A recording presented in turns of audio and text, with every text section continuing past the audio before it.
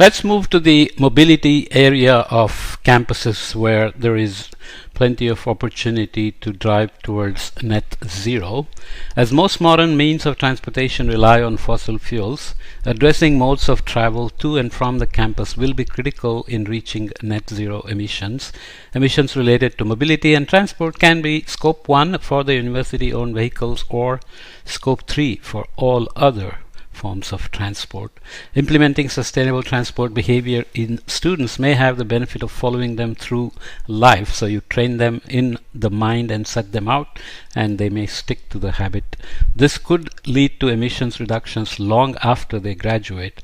Just as in reducing emissions from energy, the Avoid Shift Improve work framework is a useful way of identifying opportunities to reduce emissions associated with the mobility and transport. So what are avoid, shift, and improve components? Avoid or reduce travel or the need to travel. Shift to more energy efficient modes, and improve efficiency through vehicle technology. So these require planning, regulatory framework, economic incentivization, and cost benefits information and investment. So how students on campus provide public transport and active transport options, so biking, walking, running, skateboarding, whatever else. Schedule online classes and seminars, change parking policies and incentives, change business travel policies, and reduce the need for academics to travel. You know, most scientists are addicted to meetings because that's where a lot of the socializing happens, and even after retirement, people love to go to meetings to meet old people. Use financial incentives, parking fees, staff subsidies, etc., to reduce reliance on private vehicles. Use financial incentives to encourage options like walking, cycling, or mass public transport. So giving out passes to take public transport is one of the common modes used in many places, assuming they're available. Promote net zero mobility options through student and staff campaigns, marketing schemes, or cooperative agreements, and invest in fleet vehicle efficiency by transitioning to electric vehicles which are powered by renewable energy, of course, and provide charging bays for staff and student vehicles, so range anxiety can be taken care of. How do you encourage sustainable commuter travel? Sustainable travel modes to and from the university or college campus should be prioritized to reduce reliance on private vehicles. Whilst the trend is towards an electric vehicle future, reducing the need for private vehicles on campus will also help reduce mobility-related emissions. So many campuses, including the University of Maryland where I was, there is usually a traffic jam in the morning and in the afternoon, and sometimes all day, because too many people are driving in, and that's driven by the need because public transportation system can be inconvenient depending on where you live. But of course there are behavioral patterns where people prefer to be in their own car and drive rather than be with other people on public transportation. Apart from emissions reductions, sustainable transport modes also provide the benefit of reducing congestion, air pollution, and road safety hazards within and beyond the campus. Sitting in traffic cannot be good for you, right? While walking and cycling can be encouraged by providing simple, safe, enjoyable infrastructure within the campus, sustainable commuter travel also requires integrating campus accessibility with external public transport services. Universities like Maryland run a shuttle service in the neighborhood from campus to the metro to surrounding regions where kids typically live, and there's always a debate about whether they should allow private citizens non-affiliated to the university should be allowed to ride, or they should have to have a university ID to use the shuttle service. I think they are now allowing everybody to get on. So benefits: targets Scope 3 emissions, engage with staff and students, share learnings with the communities, overall community benefits including cleaner air, health, and well-being. Challenges come in the form of finding alternative, safe, and sustainable modes of transportation. Riding around a bicycle on Route 1 outside Maryland University campus can be tricky because the traffic is not always friendly to bike riders. Difficulty in measuring emissions, trade-offs with time and opportunities, existing infrastructure on campus and provision of new infrastructure, resistance to change both at systemic and individual level, lack of policy and institutional support, provision of new transport modes by city municipalities or local governing bodies. So University of Maryland does try to work with the College Park Municipal Corporation, whatever it's called, to work on these things, and there are some success stories associated with those. This happens across many campuses as well. Measuring the impact again, greenhouse gases changed travel patterns, so mode share increased to active transport and public transport. You can also count miles driven, less parking spaces required, demand should drop, decreased congestion and improved safety. Okay, so if you think about sustainable transport pyramid, there is a hierarchy of sustainable transport. So of course you have can I read it? Walking and running. Okay, I think I should try to make sure I did not fudge this figure so much that I cannot even read what's on it. So let's do it in real time. So digital working, so you can work from home and reduce commute. That's the easiest way to get people to digital access is the easiest way to avoid commuting. Bicycling here, public transportation and shared transport, electric vehicles and car sharing, and you have ICC vehicles. So these are vehicles you can grab only when you need them, and car share tag, so and air. So this is the worst in terms of individually, internal combustion engines are bad, but air travel is bad just in terms of how much carbon emission is involved. If you take one long flight, it can pretty much consume a large part of your carbon footprint if you have some level of carbon footprint per year in mind, let's say 10 tons per year. So how to switch to sustainable transport? Reduce the need for staff and students to travel to campus, so allow flexibility in class schedules to reduce the number of days when classes are held. This requires major rethink of agenda schedules and how evaluation is done. Facilitate high quality virtual learning opportunities. Consider changing start times to reduce travel during peak hours. This is not always possible either. Class schedules are set, especially for a big university, and they tend to coincide with office commuting crowds in the DC area where the University of Maryland is located, or Stanford, or any university you can think of in urban centers. Facilitate high quality public transport options. Work with transport providers to provide fast and regular public transport options to campus. Subsidize staff and student transport fares, and negotiate student rates with transport operators if they do not currently exist. Ensure security and infrastructure to facilitate safe and easy access to public transport stops. So this is not applicable everywhere, but it's applicable in most places. And urban versus rural or non-urban, you can have massive campuses in non-urban places like, let's say, Penn State or UIUC and so on, where so much parking lots are so big that people may just drive in, because generally public transportation also tends to be poorer in suburbia in the US compared to urban centers. Okay, introduce an electric campus shuttle for large campuses. This is happening more and more. We have a little electric buggy running around on the IIT Bombay campus. Encourage a low or zero emission campus by reducing high emissions vehicle access, including servicing and delivery vehicles. Improve walking and cycling infrastructure across the campus. Every time you have to also remember equity, and people who are handicapped or poor and so on have to be considered in the transport options always. Create a mix of separated walking and cycling paths to allow safe and efficient journeys across campus. This is very important when you have huge campuses spread out over hundreds of acres. Provide secure bike parking and end of trip facilities in each new building and current buildings where possible. Implement bike share programs on campus. Host bike maintenance and cycle learning workshops, and tools to encourage cycling to campus. On campus here, IIT Bombay has a very active bicycle shop, repair shop, and sales shop.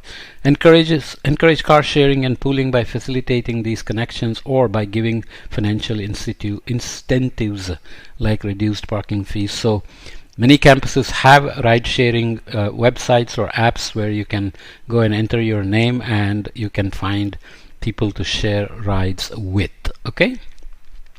Transitioning to a zero-emission vehicle fleet. Shifting to fossil fuel alternatives is the second stage of reducing mobility-related emissions. Universities and colleges that have transitioned to renewable energy are in the best position to replace fossil fuel cars with zero-emission vehicles, or ZEVs. ZEVs include vehicles that use electricity, hydrogen, or biofuels across a range of options, from two-wheelers, light passenger vehicles, and increasingly to larger vehicles like buses and trucks. Okay, so while transitioning a university or college fleet to ZEV, zero emission vehicle, can have upfront costs, these are often recouped through low maintenance and general running costs. At the same time, it's critical to consider other impacts of ZEVs, including downstream battery disposal and life cycle carbon footprint of these vehicles. So life cycle analysis is always critical, because and battery recycling, of course, because from the source materials to manufacturing to end of life, ZEV should be carbon neutral, otherwise you are just shifting the emissions elsewhere. Benefits again: targets scope 1 reduction, resource conservation, financial savings, engage with staff and students, provide facilities for staff and students, overall community benefits including cleaner air, health, and well-being. Challenges: lack of financing for upfront costs and writing off current assets, electricity from non-renewable sources, provision of charging infrastructure on campus, access to affordable alternatives. Measuring impact: again, greenhouse gases, cost savings in reduction in fossil fuel costs, and improved local air quality and reduced noise. Okay, prepare your campus for an electric vehicle fleet.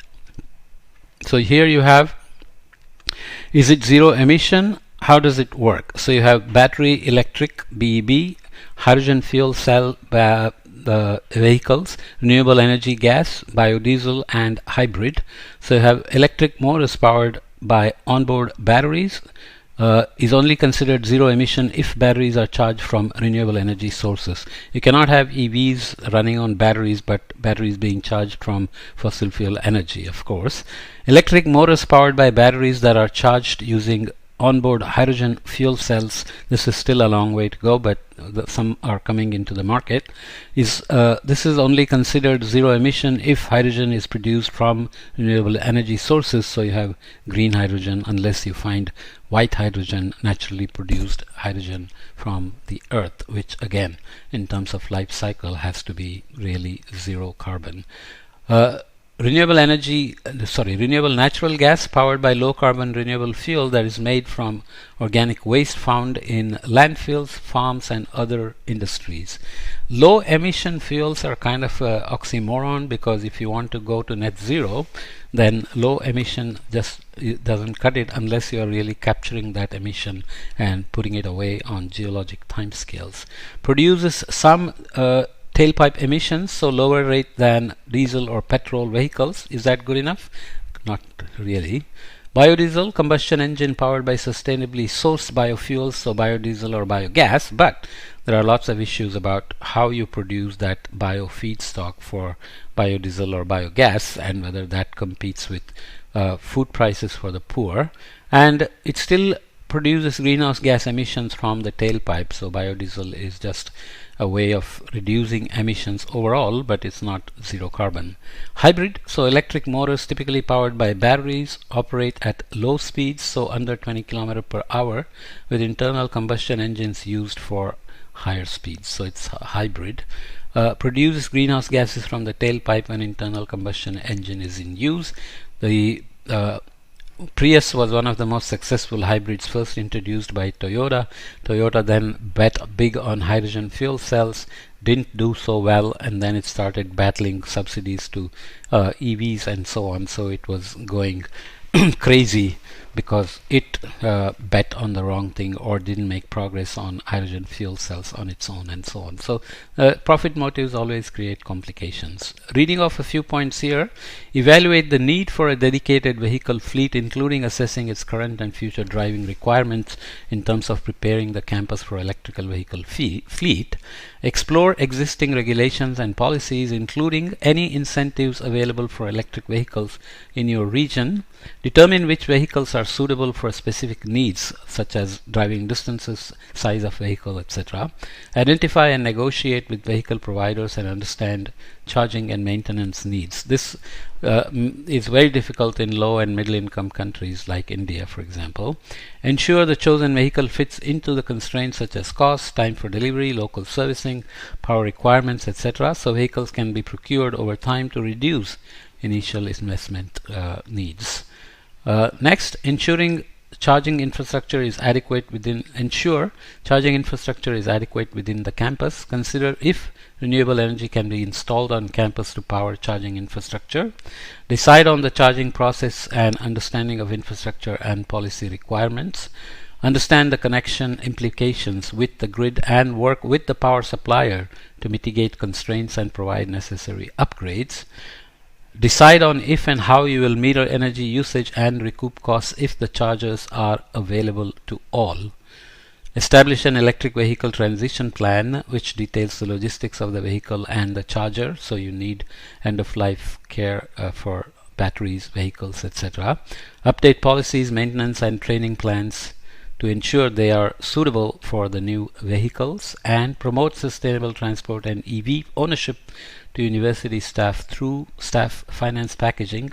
So no weighted leases, salary sacrificing, etc. So there are many ways in which to incentivize that to make a more holistic transition to net zero in the mobility sector.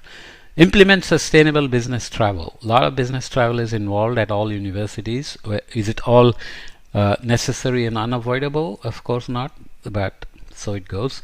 For university or college related air travel, using carbon credits to offset carbon emissions is not enough. Airlines often include the option of purchasing offsets for flights. However, the transparency of these offsets is often difficult to trace. You pay a fee and you feel good, but what actually happens is not really traceable most often. Instead of relying on offsets, universities and colleges will need to build sustainable business travel policies in conjunction with the academic staff. At its simplest, these policies should follow the hierarchy of sustainable transport modes, i.e. avoiding business travel where possible, shifting to alternative low emissions, safe, affordable forms of transport, or improving the carbon footprint per activity ratio. This may require discussions with staff and faculty around travel requirements and expectations. Promotion pathways should not be reliant on emissions intensive travel, and policies on conferences should be updated to reflect a net zero focused travel policy.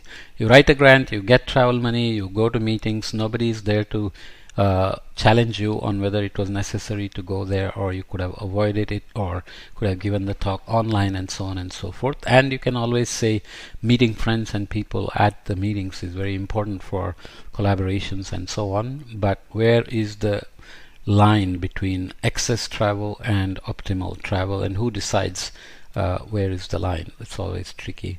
So benefits of course include again scope 3 emissions, resource conservation, financial savings, overall community benefits including cleaner air, health, well-being, and avoided travel for the individual.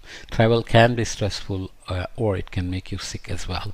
Challenges: finding alternative safe and sustainable modes of transportation, difficulty in measuring emissions, trade-offs with time and opportunities, resistance to change both at systemic and individual level.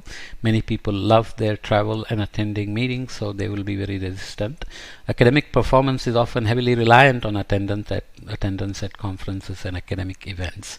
So people do list in their annual review, annual update meetings attended, talks given, invited talks, and so on and so forth. Measuring impacts again, greenhouse gases, cost savings, reduced staff business travel, and decreased emission intensity of business travel in terms of CO2 equivalent per kilometer. Okay, so here are the examples of net zero aligned travel policies from University of Edinburgh. So you have local, national, and international travel.